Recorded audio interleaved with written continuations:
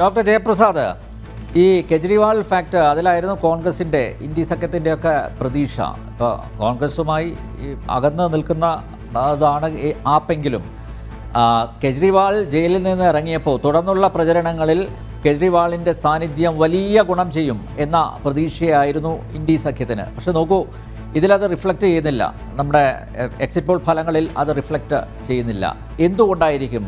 ഇപ്പോൾ കെജ്രിവാൾ ഒരു വലിയ കള്ളനാണ്, പെരുങ്കള്ളനാണ് എന്ന് ഒരു പക്ഷേ ഡൽഹിയിലെ അടക്കം വോട്ടർമാർ തിരിച്ചറിഞ്ഞിട്ടുണ്ടാവുമോ? നോക്കൂ, പുറത്തു വന്ന വാർത്ത എന്തൊക്കെയാണ്? മദ്യനയ അഴിമതി, ജലഅതോറിറ്റി അഴിമതി, പിന്നീട് ഏറ്റവും പുതിയതായി പുറത്തു വന്നതാണ് രാജ്യദ്രോഹ ശക്തികളുമായി ഉപമുഖ്യമന്ത്രിയായിരുന്ന സിസോദിയ എത്ര കാലമായി ജയിലിൽ കിടക്കുന്നു അല്ലേ? ഒക്കെ മാറ്റിവെച്ചാലും ഖലിസ്ഥാൻ വാദികളുമായി ബന്ധപ്പെട്ട് കോടികളുടെ പണം ഇവിടേക്ക് കൊണ്ടുവരുന്നു, അത് രാജ്യവിരുദ്ധ പ്രവർത്തനങ്ങൾക്ക് തെരഞ്ഞെടുപ്പിനും ഒക്കെ ഉപയോഗിക്കുന്നു. വലിയ ആരോപണങ്ങളാണ് ഉയർന്നത്. ഇപ്പൊ NIA വരെ കേസ് ഏറ്റെടുത്തിട്ടുണ്ട്. ഇന്ദ്രപ്രസ്ഥത്തിലുള്ള വോട്ടർമാർക്കും ഒരു തിരിച്ചറിവ് ഉണ്ടായിരിക്കുന്നു എന്നല്ലേ മനസ്സിലാക്കേണ്ടത്?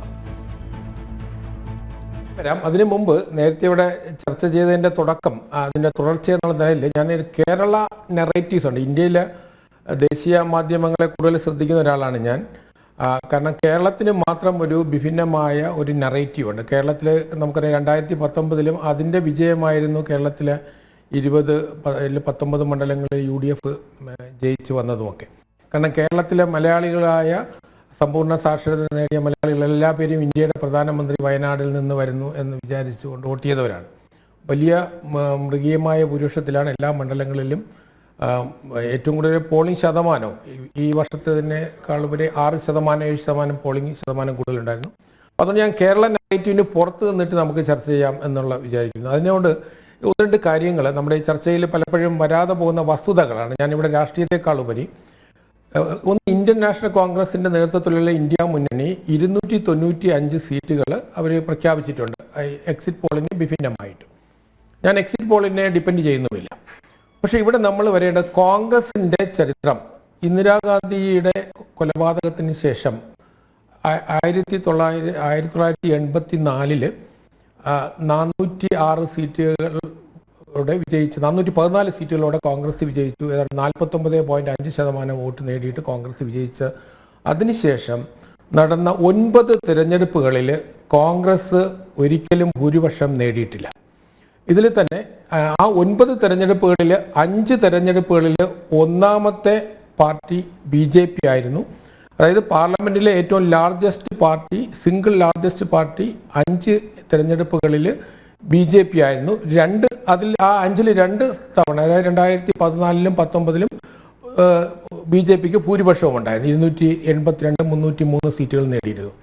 96-ലും 98-ലും 99-ലും BJP ആയിരുന്നു ഏറ്റവും വലിയ ഒറ്റകക്ഷി. കോൺഗ്രസ് 1989 ശേഷം നടന്ന തിരഞ്ഞെടുപ്പുകളിൽ നമുക്കറിയാം, രാജീവ് ഗാന്ധിയുടെ നേതൃത്വത്തിൽ നടന്ന തിരഞ്ഞെടുപ്പിൽ കോൺഗ്രസിന് 198 സീറ്റുകൾ ലഭിച്ചു.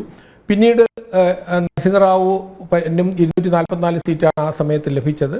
കാരണം രാജീവ് ഗാന്ധിയുടെ കൊലപാതകവുമായി ബന്ധപ്പെട്ട് നടന്നിട്ടുള്ള ആ ഒരു ഇലക്ഷനിൽ. അതിനുശേഷം നമ്മൾ കാണുന്നത് കോൺഗ്രസിന് ലഭിച്ച സീറ്റുകൾ നോക്കിക്കഴിഞ്ഞാൽ 1996 140 സീറ്റും, 98 141 സീറ്റും, 99 114 സീറ്റും, 2004 145 സീറ്റും, 2009 209 സീറ്റുമാണ്. 2014 അത് 43-ഉം 2019 52 സീറ്റുമായി.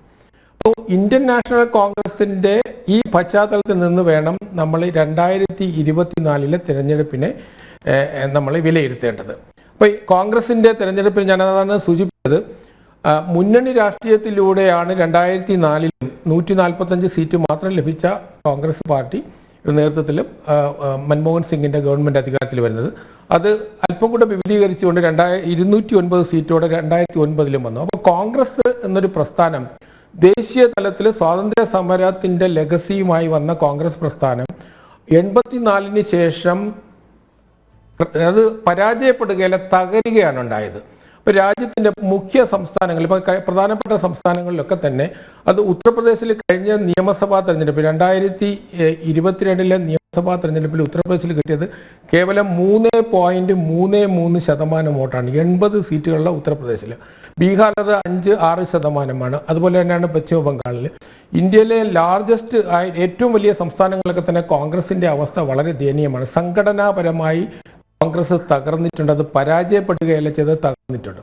കേരളത്തെ ഞാൻ മാറ്റി നിർത്തുകയാണ്, കേരളവുമായി ബന്ധപ്പെടുത്തിയല്ല ഞാൻ പറയുന്നത്. ഇപ്പോൾ മഹാരാഷ്ട്രയിലെ ലാസ്റ്റ് തെരഞ്ഞെടുപ്പിൽ കോൺഗ്രസിന് കിട്ടിയ വെറും 16% വോട്ടാണ്.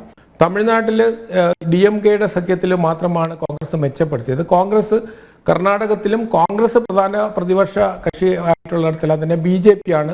ഉദാഹരണത്തിന് ഗുജറാത്ത്, രാജസ്ഥാൻ, പഞ്ചാബിൽ BJP അല്ല പ്രധാന പ്രതിപക്ഷം, പക്ഷേ അകാലിദളും BJP മുന്നണി അവിടെ പ്രതിപക്ഷമായിട്ടുണ്ടായിരുന്നു.